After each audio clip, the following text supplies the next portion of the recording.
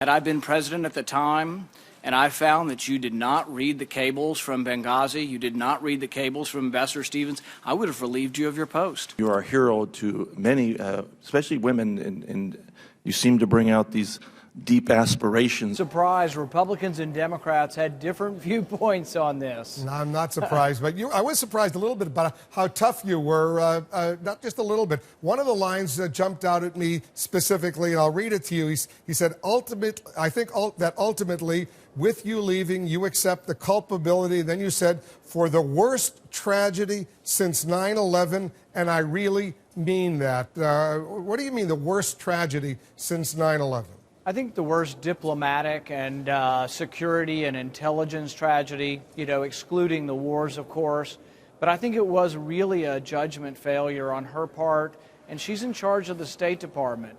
I think this problem's not over. I think in Libya, the Defense Department should be in charge of security. I think a military commander should be in charge. And this is not the same as the embassy in Paris or the embassy in Vienna. This is a war zone, and I think it was a mistaken judgment on her part.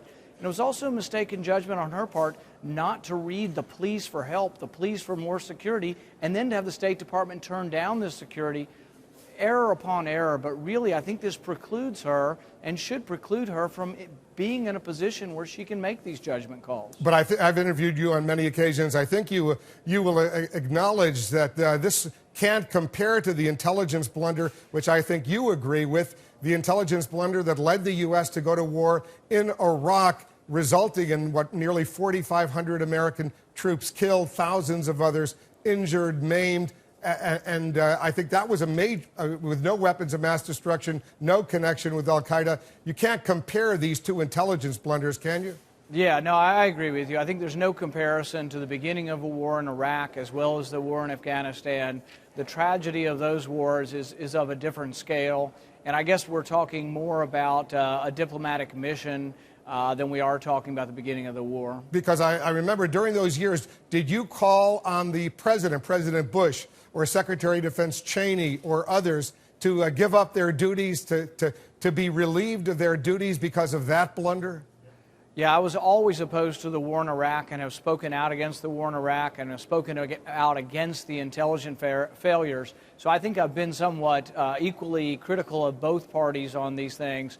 But I really do think that we've missed the boat on Benghazi because we've been talking about whether or not it had something to do with a film afterwards. My complaint has always been about, in the year in advance of these attacks, why wasn't there significant security provided, and why were the repeated requests for more security turned down? And I think those were serious judgment errors on Secretary Clinton, and I think on her part, and I think she really has to accept responsibility, and I'm glad she has.